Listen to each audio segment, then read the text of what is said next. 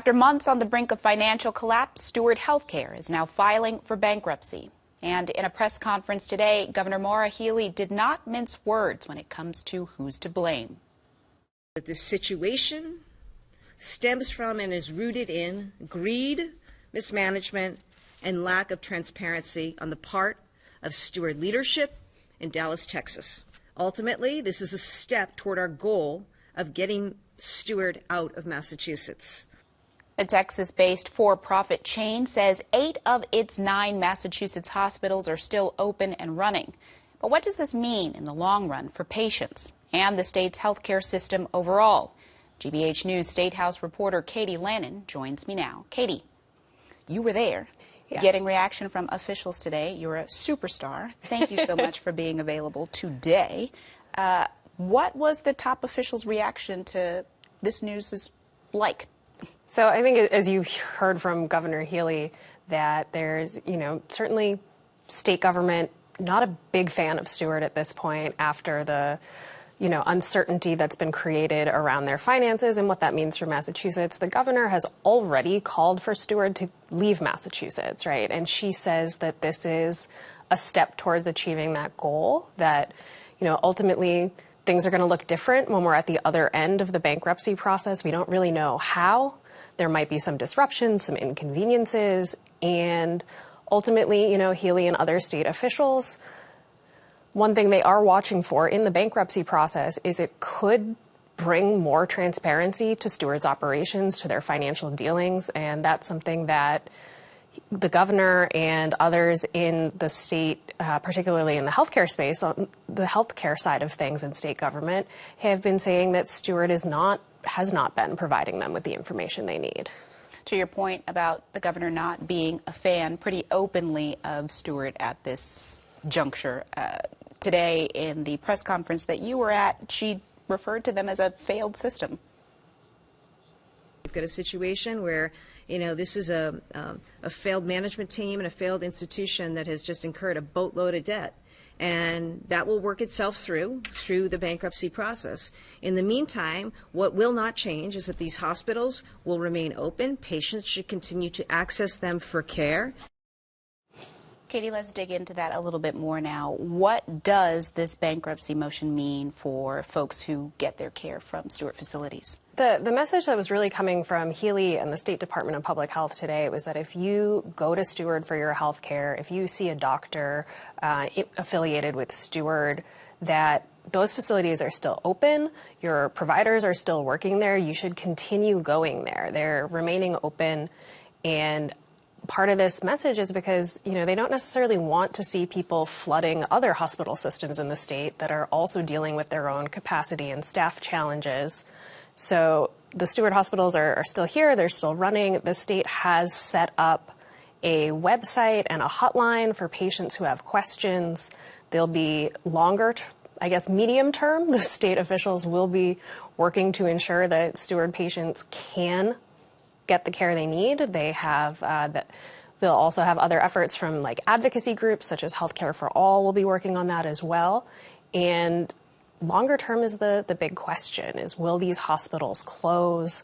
Will they transfer to new owners? Will there be further consolidation in the state healthcare system, which already is pretty much dominated by big chains? So in the near term, nothing changes for patients in Massachusetts. It's longer term that I think a lot of people are still having some questions about. I want to ask you about what Steward had to say for itself. We have this statement from CEO Dr. Ralph De La Torre, who said the primary factor in the bankruptcy filing is, quote, due to Steward continuing to face challenges created by insufficient reimbursement by government payers as a result of decreasing reimbursement rates, while at the same time facing skyrocketing labor costs, increased material and operation costs due to inflation, and the continued impacts of the COVID-19 pandemic. End quote. Katie, who's buying that? Well, it is true that a lot of these challenges persist in the health system broadly. It's not just Steward. It's something we hear from the leadership of community hospitals all over the state. Who's buying it? Not the governor, per se, who did say this morning that she's glad to see that when it moves into bankruptcy court, Steward officials won't be able to lie anymore.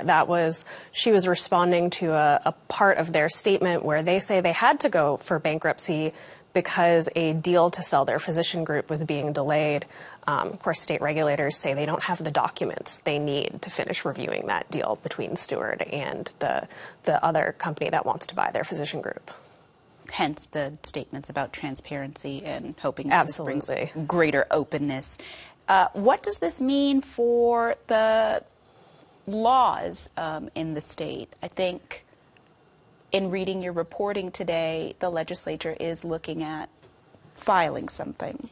Yes, the House is going to vote as soon as next week on a bill that, while it wouldn't necessarily change things with Steward, it tries to prevent similar situations from happening again. There's provisions in there involving, hospitals needing to own the land that their facilities are on, around both increasing data reporting requirements and bumping up the penalties for hospitals that don't comply. And it's also a broader look at how the state works to contain healthcare costs, which, in 2012, Massachusetts passed what was considered at the time a landmark healthcare cost control law. It was on the heels of the Romney Care law that made healthcare coverage universal here. Then they came back and were like, we got to do something about what this costs people.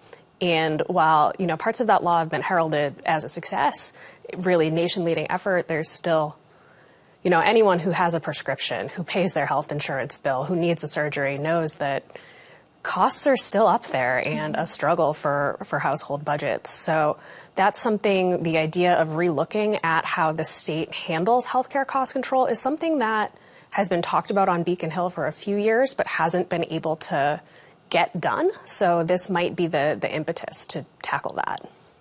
And then how about the future of private equity investment in healthcare systems? Any word on what this might do for that? That's something that has gotten a lot of attention at the federal level from both Senators Ed Markey and Elizabeth Warren, who held a hearing at the Statehouse to look into that. They've both been harshly critical of Steward and the private equity transactions that have gone on there in the past.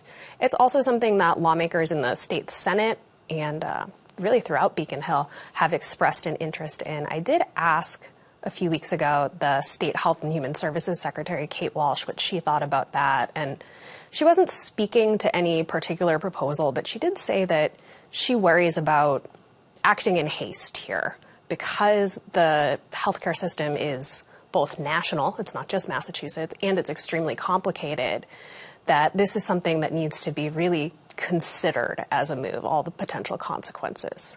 So I don't know what we'll ultimately see done there, either on Boston or in D.C.